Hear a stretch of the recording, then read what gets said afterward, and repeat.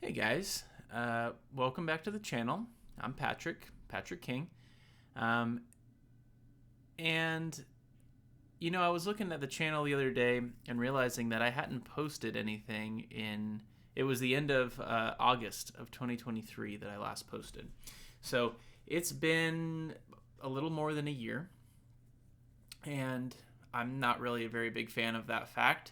I really was aiming to try to get 4 videos out a year at least.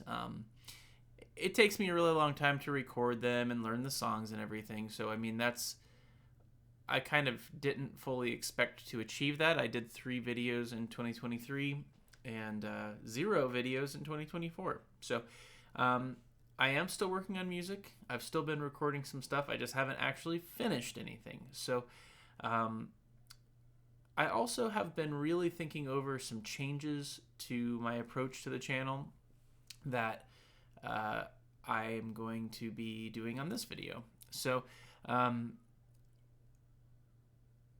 I feel like, having looked back at my previous 3 videos, I feel like the vibe is not quite what I'm going for exactly because um, they just feel show offy to me. Like, that's not what I really want. Like, it's not supposed to be about, look at me, I can play these songs. I really set out on this channel with the intent of, hey, I've been playing guitar for a long time, and I've been singing for a while, and I really want to learn a song from front to back, like truly front to back. Like, I know every instrument. Um, and I can record them all here in my kind of little home studio that I'm working on building. And I also wanted to learn some aspects of music production. And so my goal was not to try to show off, really, more kind of at first it was to hold myself accountable of, like, if I'm going to put a video out, I really have to actually learn everything, like, well. And then the other thing too is just, I want it to be about the song and the music, and hopefully I introduce somebody to a new band or something. That would be really cool to me. And so, to make it more about a music appreciation, um, I took a course in college that was in a music appreciation course, and it taught me a lot about, it was of course focused on like classical music and stuff, but still just sitting and actually analyzing a song and kind of pulling it apart, and looking at all the different aspects of it. And then you go back and listen to it again, and all of a sudden all of those things stand out to you.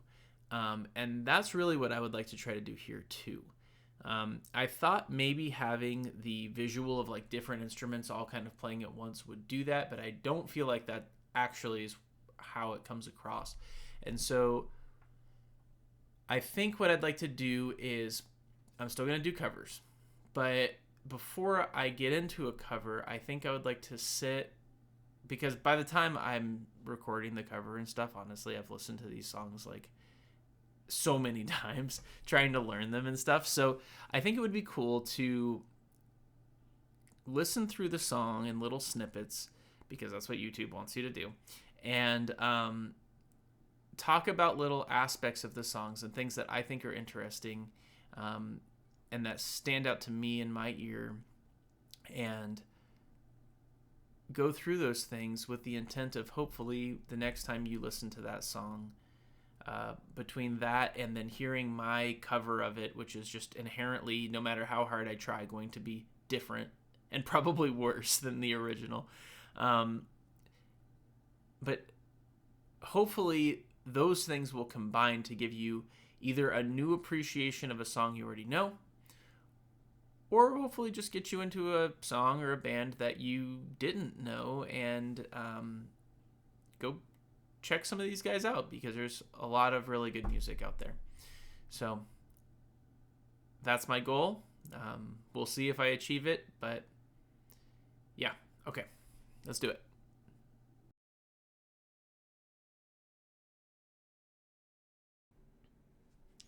Okay, so today we're going to be talking about Tighten Up by the Black Keys.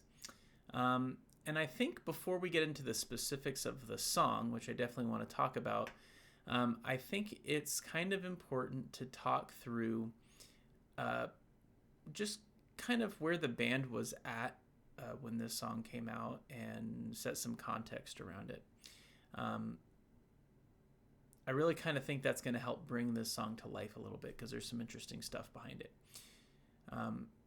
So first off, even before we get into that, I guess, I'm going to do this a lot. I really like their band name. The Black Keys, I don't know why it never dawned on me. Like you just hear, oh, the Black Keys. But it's the Black Keys, you know, like on a keyboard, you've got the white keys. Those are the boring keys that are in like the key of C. And then you kind of add your flavor and pizzazz with the black keys. And those are like the sharps and the flats and how you do the blues stuff and how you do, I mean, just regular, any other key that's not C too. But I don't know. I feel like in this context, kind of metaphorically speaking, you know, they're going off the beaten path and kind of adding their own flavor or whatever. That's how I take it anyways. So it's a two-man show.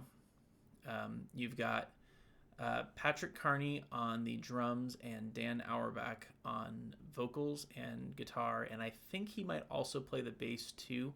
Although I'm pretty sure on at least some of their studio stuff, they've got studio musicians filling in. And that's definitely the case for their live stuff.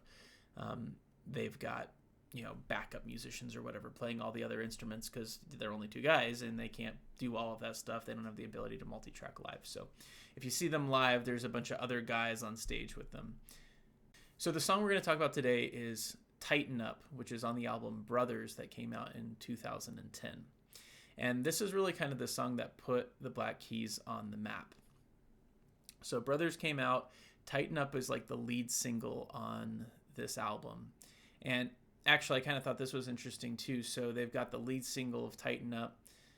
And then the B-side to that song is Howlin' For You, which is actually on like Spotify and stuff is got a higher view count than Tighten Up does. So I kind of thought that was interesting that like this was the song that put them on the map.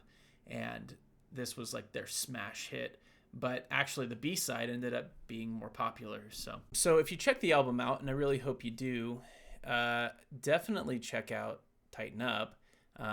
Definitely check out Howlin' For You. But I think actually my favorite track on the album is Sinister Kid. So I think maybe those three for sure. Have a listen, see what you think. I think all of those songs are pretty sick. Okay, so setting some context for where the band was at when the song came out, right? So these guys are from Akron, Ohio. And I think what's kind of cool is that they formed in 2001 and they just ground it out for like 9 years, like nearly a decade before Brothers came out and like actually put them on the map. So, I mean, they just kind of like, I'm not going to say they weren't popular at all. Maybe they were popular in like the local Akron scene or they had some level of success, but not anything like the Black Keys became, right? I mean, they recorded their first album, which was called The Big Come Up. They recorded it in Patrick Carney's basement on like an 8-track, like pretty DIY recording for their first album. They borrowed Patrick Carney's dad's van to go on tour. So, you know, they were not like this like crazy successful band until they were. Another interesting thing, I think, is that the band actually almost broke up right before this album came out.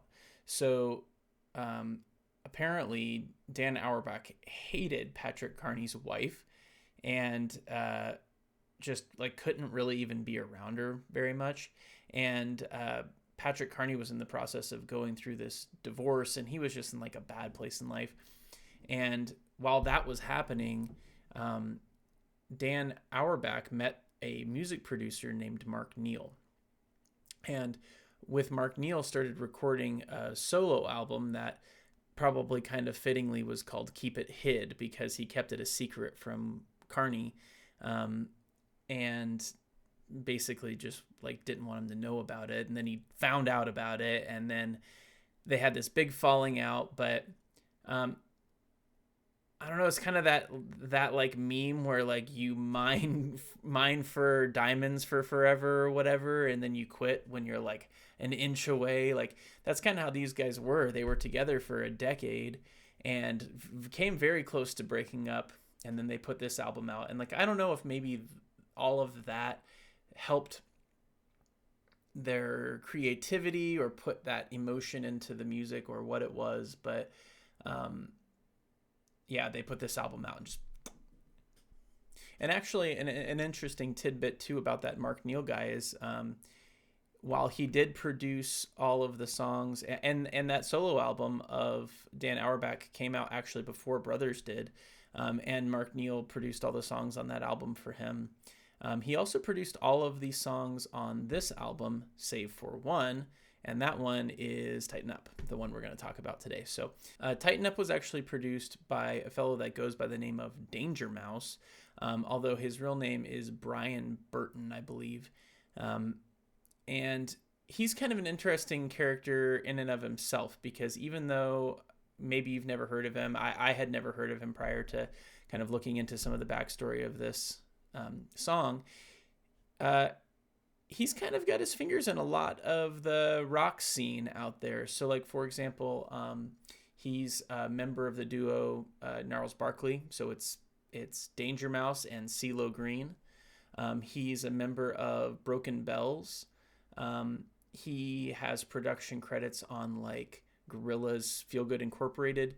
He's got production credits on The Getaway by Red Hot Chili Peppers, which that album, let's see, I think that was like 2015 or 16, something like that. And that was that album where like normally Red Hot Chili Peppers gets produced by Rick Rubin since like, I don't know, the 90s or something like that. Like he's done every single one of their albums. For whatever reason, they took a break from Rick Rubin for The Getaway, and it was Danger Mouse. So this guy's got chops when it comes to producing albums. There's a bunch more too, but I think the producer is going to be something that we focus on a lot, because it's something that I was never aware of until I started doing this, just how much of a role the producer plays in the ultimate product that is music, right? The producer, if you think of it as like a movie as an analogy for it, right? Like the band is like writes the script, but then is also like the actors sort of, but the producer plays like basically all the other roles. They're the director, they're the guy holding the camera and the microphone and all of that stuff. Like they really manipulate a lot more than you might realize. Even like thinking again about movies, right? Like they decide maybe not what order the scenes are in, but whether a scene gets cut or not, or gets you have to do another take or not, or the lighting, or all kinds of stuff, right? Similarly, producers are the ones that are determining how loud certain tracks are, what kind of effects are getting applied to them.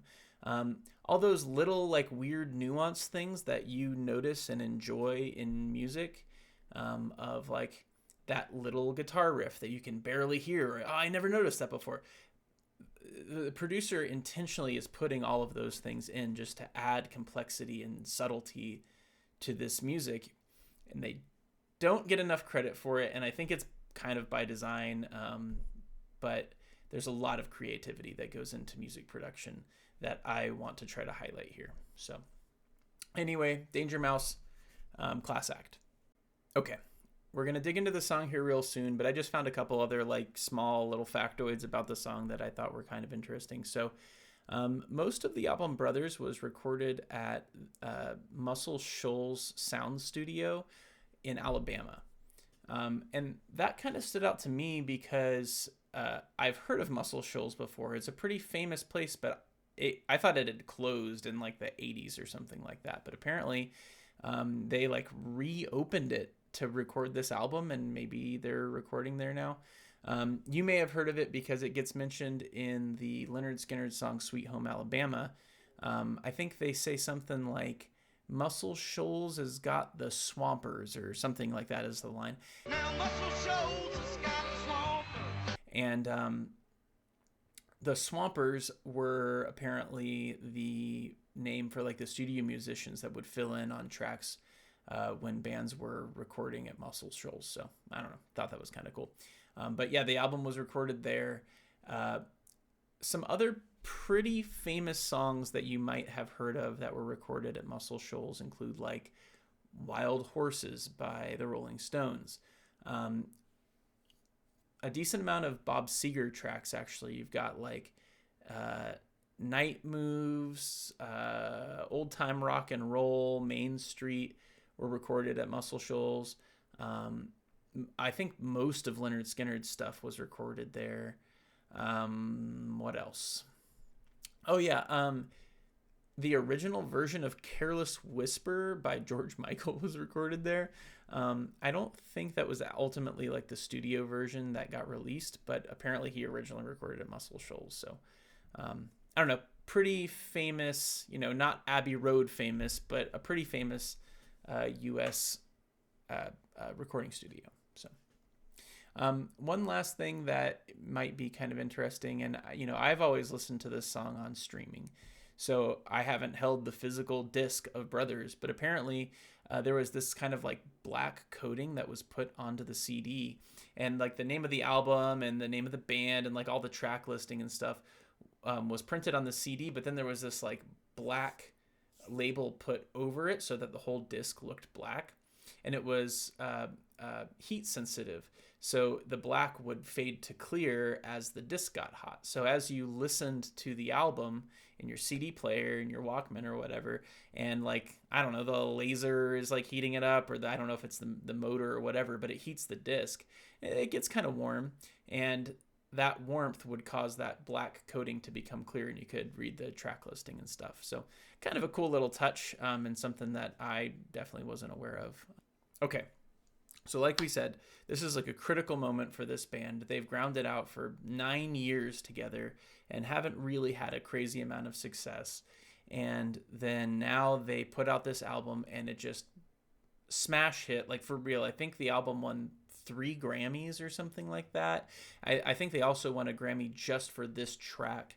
Although it might have been for like the live performance of it, not for the actual studio version. We'll probably take a look at some of the live versions of it too, because they do some things a little bit differently that I think I'm going to borrow for the cover that I'll eventually do. So yeah, let's get into the track. Okay, so let's get into this actual track here.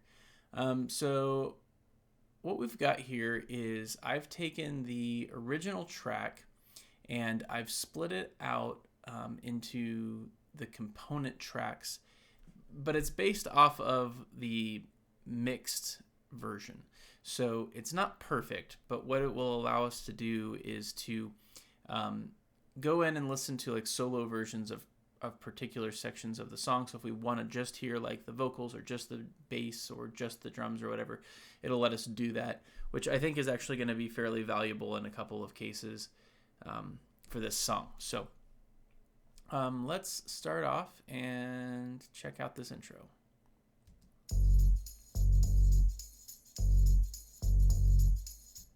So just this first little section here, right? We come in with the bass. It's got like a really nice, thick, low end tone to it. And you've got that like tambourine that comes in along with it. Let's listen to that again. And then right after this, like just short little like kind of quiet intro, we come in with this like whistle chorus thing. And I imagine that that's probably Dan Auerbach whistling, at least on like the live versions that I checked out.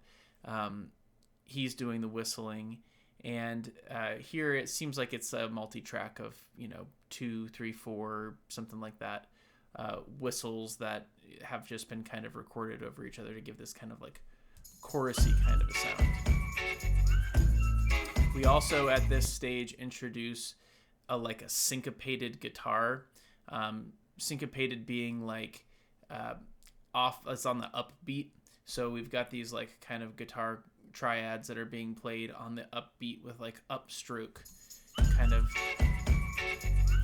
electric guitar, and that seems like that's like the guitar is like coming in like right down the center too, right? It's not panned left or right. I hear it like straight dead center.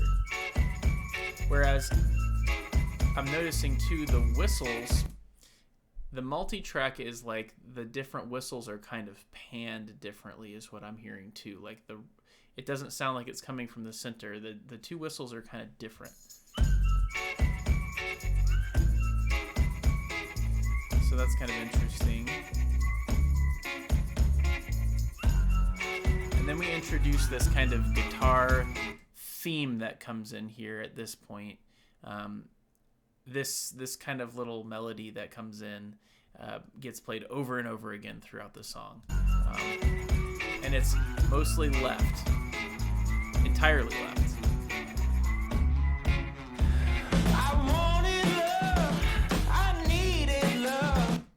Okay, so I want to point a couple of things out here.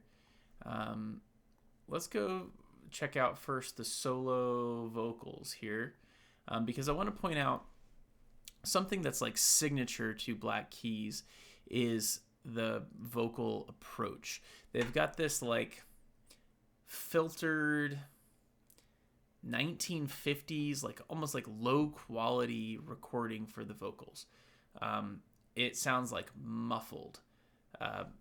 Let's listen back to just the vocals and see if you can hear what I'm talking about. I wanted love, I needed love, most of all.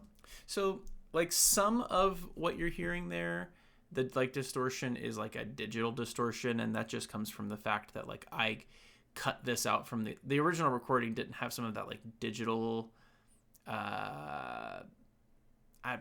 distortion to it that you get in here, but you can still hear that like even if we go back to the full thing,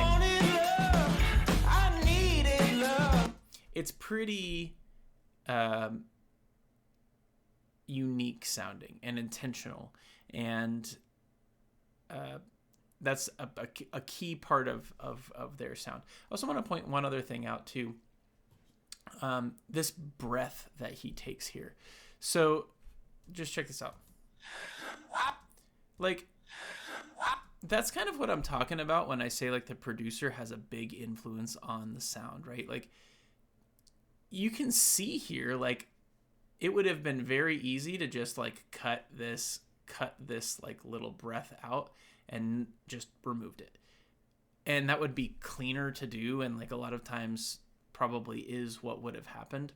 But you can hear like Dan is like right up on that microphone, and you can hear that breath he takes before he starts like belting out this first verse. I wanted love. And even here, similarly, like after he says, I wanted love, you can hear him like exhale and take another breath in before the next line. And I think too, maybe there's some compression on this track as well, I suspect. We don't have to go into too much depth on compression right now, although I think it would be a good thing to talk about at some point. But basically, compression makes the quiet sounds on a track louder and the louder sounds on a track quieter, so that everything is a more like homogeneous volume. And what that tends to do is bring out some of these little details that are in the recording but might not have stood out, like that breath. So, okay, let's keep going. I wanted love, I needed love, most of all. So another thing to point out here, this drum track is pretty unique. Just, I guess, the beat for the most part.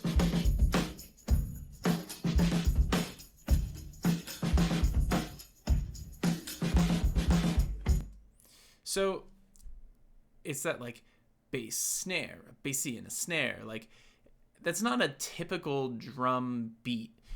It's really kind of like drives this song, and gives it kind of a unique sort of pulsing kind of sound to it.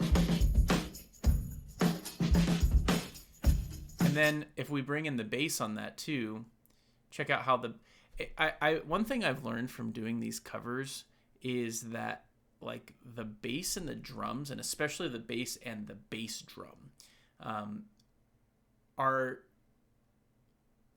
their tone like needs to meld so well, especially in like certain styles of music like rock, that like it's not like they need to play the exact same rhythm or anything, but when the bass hits a note and the bass drum hits a note, you kind of want it to be like the same exact instant that they hit it, because those two sounds kind of mesh and create something more than the component parts. Listen to this.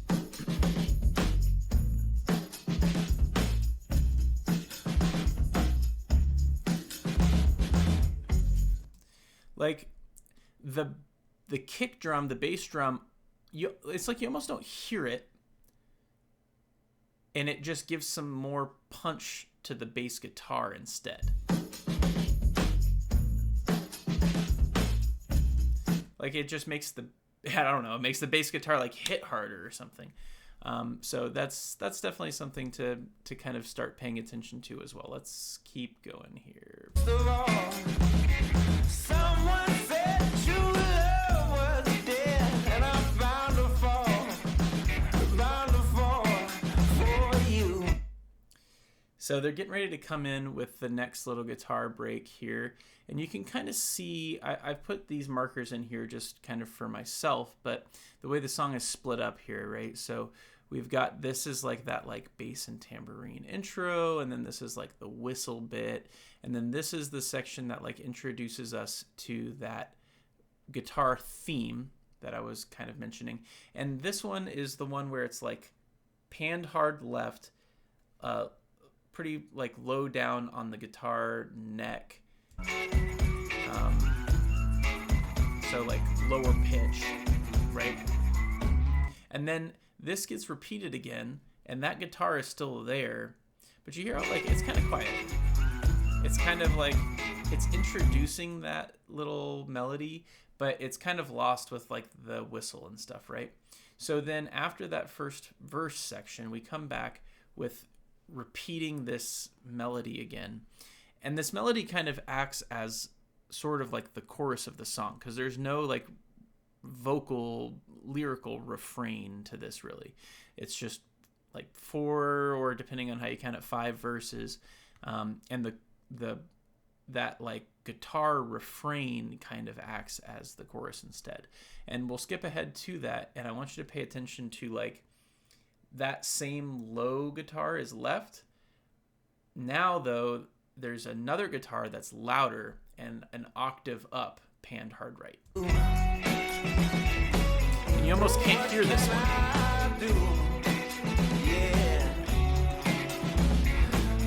Like you can kind of hear it come in a little bit in the end. But like, check this out. He's still there. And like,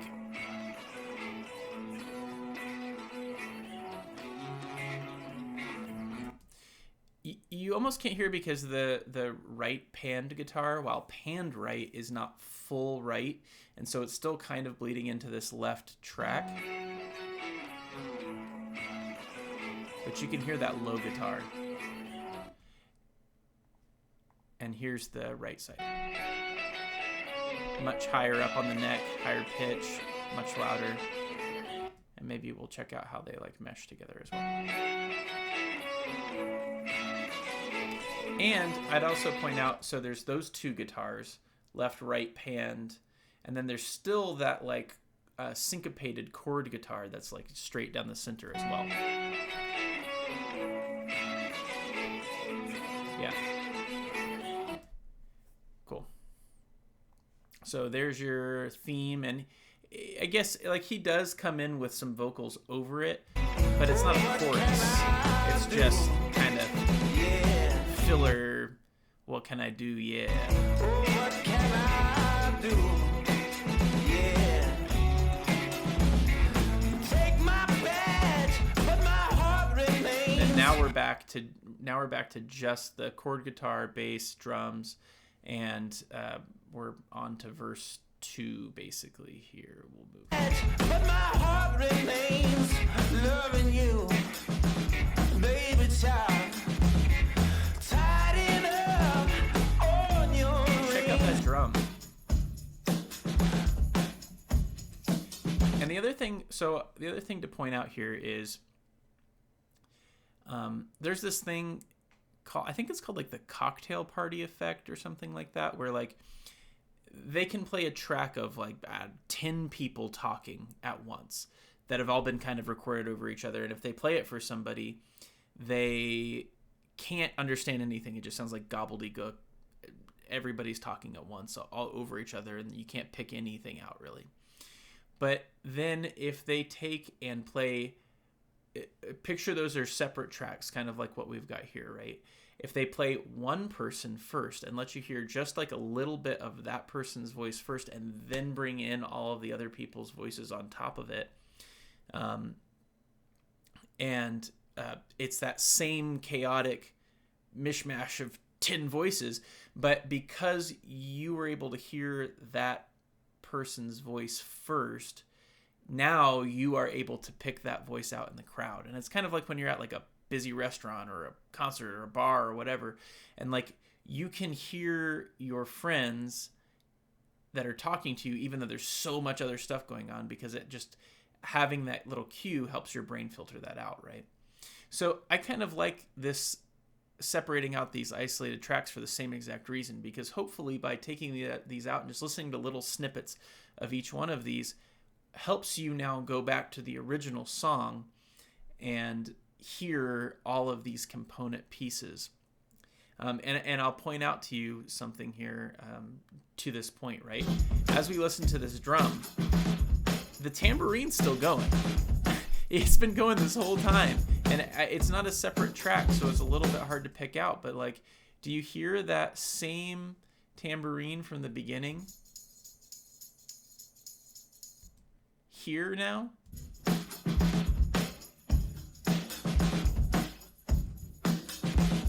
It's in there. So that's kind of like the Black Keys thing is kind of like, it's simple, but it's also kind of not. And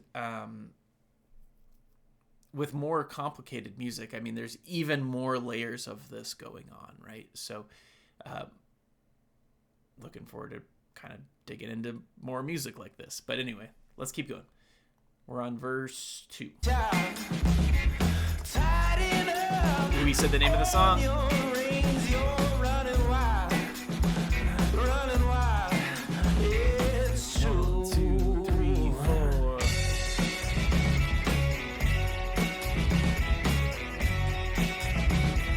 So what's interesting to note here is we wrapped up verse 2, and now we come in with this, and forgive me, that this doesn't really fit the grid basically at all. Actually, the grid might just be time. I don't remember how I set this up, but anyway, this second chorus of like this melody is a double, right? You can kind of see this is the first one, or really kind of this is the first one, this is the second one, but this one is double the length of the first time around, and they kind of just repeat the same melody over again.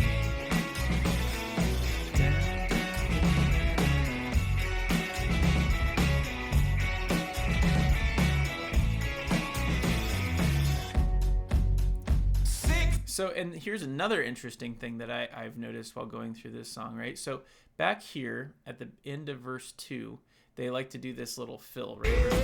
1, 2, 3, 4, boom, right? So at the end of this little double chorus section, they switch time signatures just for one measure, and they go like this. 1, 2, 3, 1. I don't know why they decided to do that. I never would think to just randomly throw in 3/4 measure. It almost feels like it was like an accident or something. I don't know why you would do that, but I think it gives, sometimes like skipping a beat like that, like kind of throws you off your feet a little bit, gives this sort of like rushing kind of a vibe. So maybe they were actually trying to rush into the next verse, but there's no way that happened by mistake, right? Because this was recorded in a studio and they can just record over and over and over again. So everything that happens is intentional, but I don't know. I'm not that creative, apparently.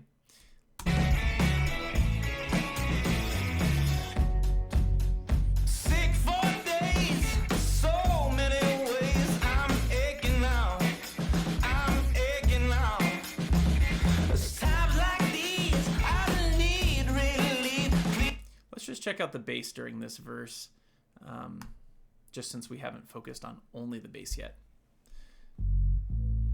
So they just kind of do this like walk up thing on the bass. Boom, boom, where you kind of repeat the previous note and then go up. Just a typical kind of, I don't know if that's what you would officially call a walking bass line, but anyway. So many ways I'm aching now.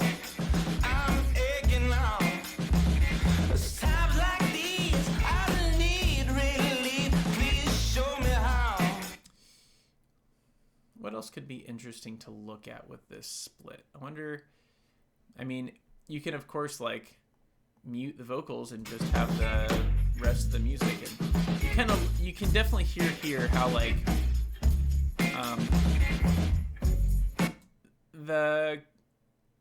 when you scoop out the vocals, it's not perfect, and you kind of lose a little bit of audio quality in there when you do that.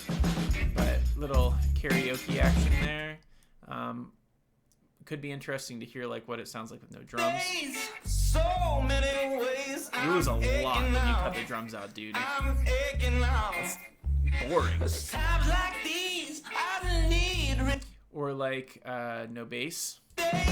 So many ways you hear how like just thin that sounds, and like there's no.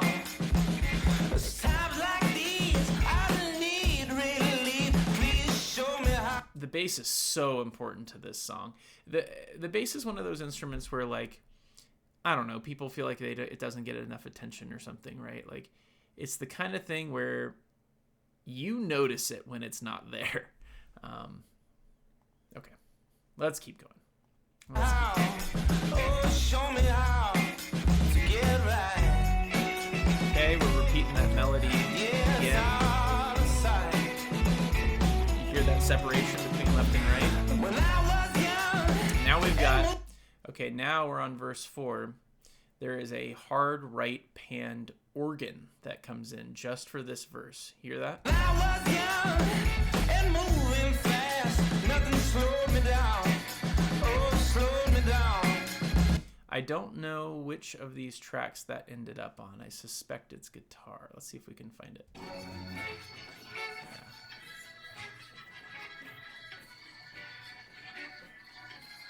You hear that? Another like little subtle thing. It wasn't in any of the other verses, and they just added it in because the whole thing is kind of building, right? With like every verse they added like a little bit more in, and it's building up to this point where we get to this like meltdown thing that we're getting to in a second here. So check that organ out again. And moving fast, nothing slowed me down. Oh, slowed me down. Yeah, and we're bringing in, did they do that anywhere else? You hear how they brought in now in the verse, they brought that melody in. Just left panned, it's that low guitar again.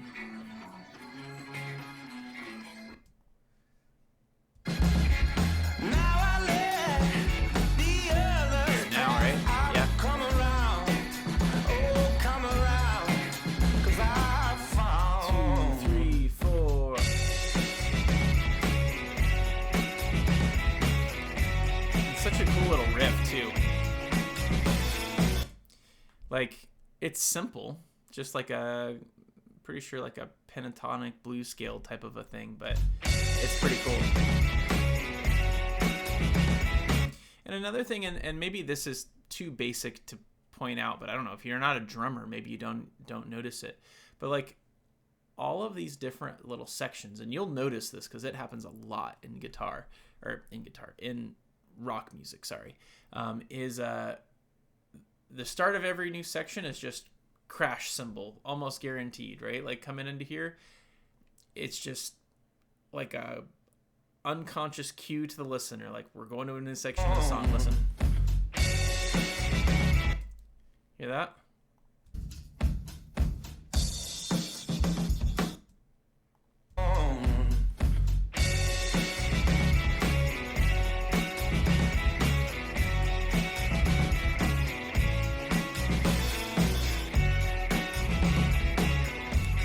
Okay, there's another interesting thing to point out here too.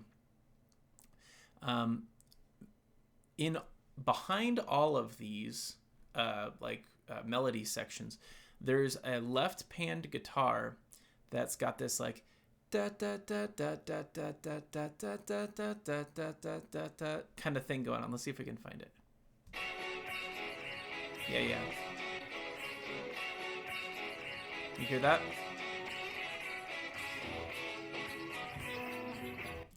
Yeah, that like bop bop bop bop bop. So this is another interesting thing that I feel like they do in this song is that little riff for the like second half of this, or maybe not second half, but if you know the song, there's this like weird like kind of sound, and then the song totally opens up and changes, and that riff becomes like the riff of that portion of the song. We're going to listen to it in just a second here if you don't know what I'm talking about. And I think what's interesting is that section of the song gets your attention. And I think it does this thing where like you've heard that riff already throughout the song, but you probably, it's buried in there. Like we just listened to it. Let's listen one more time and then we'll listen to the whole thing.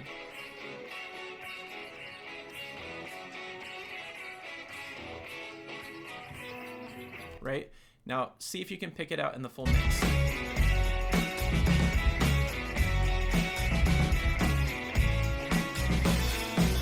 Like, it's in there, but it's buried, right?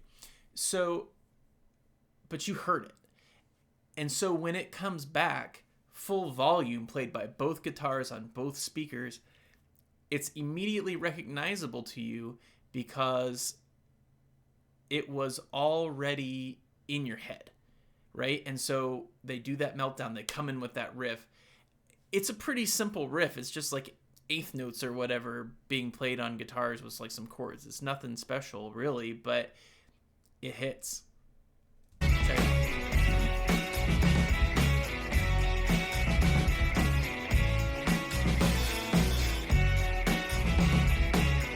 Hear it in there. Okay. So 1, 2, 3, 4. I have been messing with this song for a while. Cannot figure out how they make this sound. I don't know what that is. So you've got the drums in the background.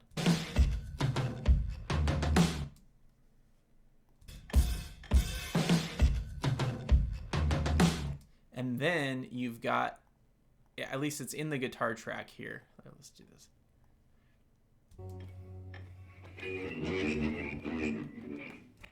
Like, what is that? I don't know how to make that sound. I've played around with it a bunch, and it's like almost sounds like it's like backwards, like it's like somehow like they've repeated a little section of something backwards, and then also like it's panned across from right to left.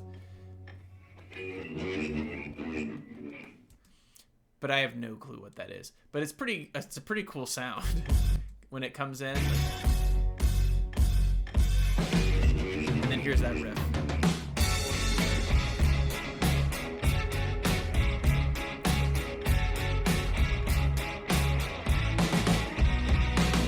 So a couple of things right off the bat, right? I already talked about the riff, that like you kind of knew it already. and you kind of didn't. They introduced it to you without you even kind of knowing. Musical sleight of hand. And then the other big thing that happens here is the drums totally change. So remember, we had that like...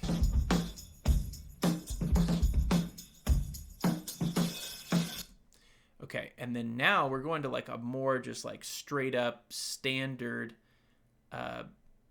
regular old 4/4 rock beat.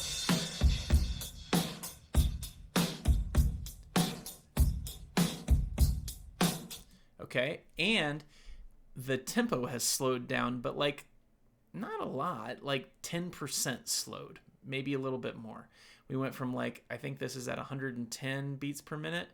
Yeah, I've got it here, 110 beats per minute. And it's slowed down to like 90, upper 90s, 95, something like that.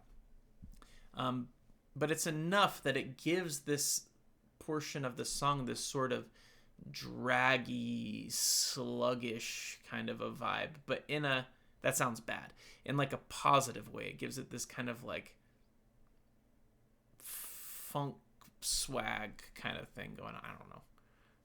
Let's go.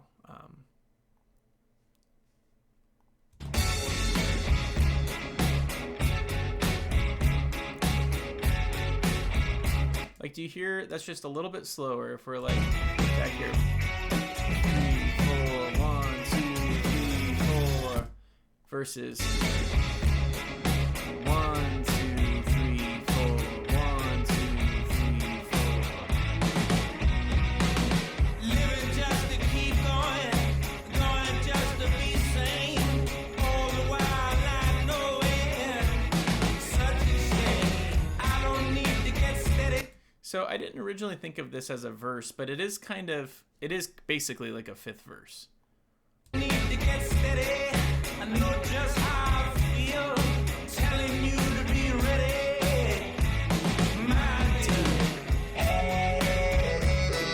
And then we bring back that melody that we've heard so many times throughout the rest of the song, but now the guitar is like screaming, right? It's got this kind of like a flange or a phase kind of thing going on. Maybe, is that wah? Let's listen to just the guitar for a second here.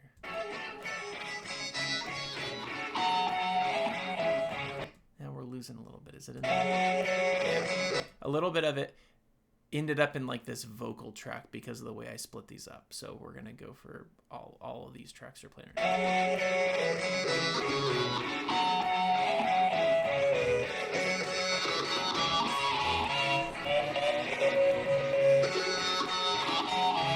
It's got this like kind of throaty growl kind of thing going on. And then the fact that it's also like slowed down a little bit, you can really hear in the way that this gets repeated what I'm talking about with it. It adds that like slow funk kind of vibe. Words are hard.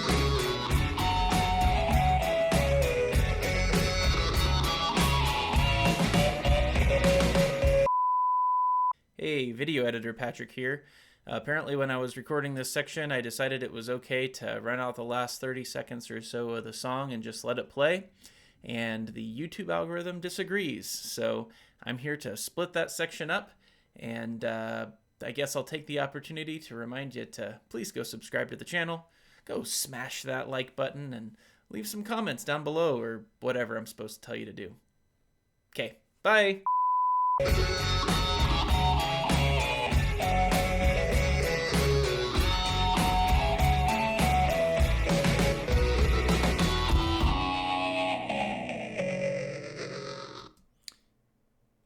That fade out's pretty cool too. The way that they get that like. I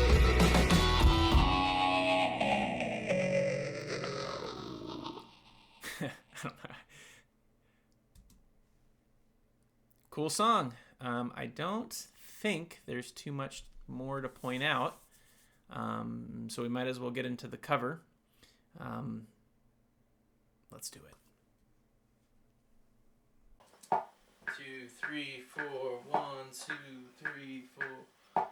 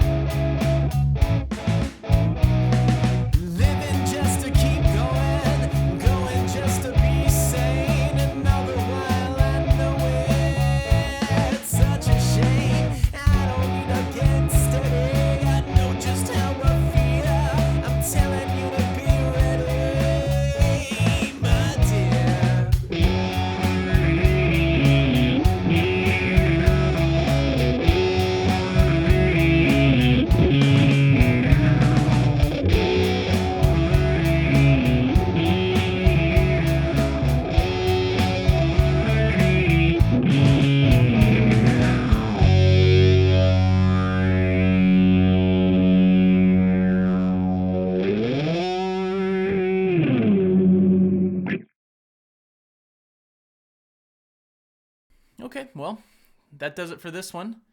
Let me know what you think of the new approach. Really curious to hear any kind of feedback you might have. What you think of kind of laying some of the background, and if that helped you appreciate the song and the band a little bit more, as well as anything else you think maybe should be included or cut back, that type of thing, and maybe what song you think I should do next. Okay, promise I won't be as long for the next one, and that'll do it for today. Bye.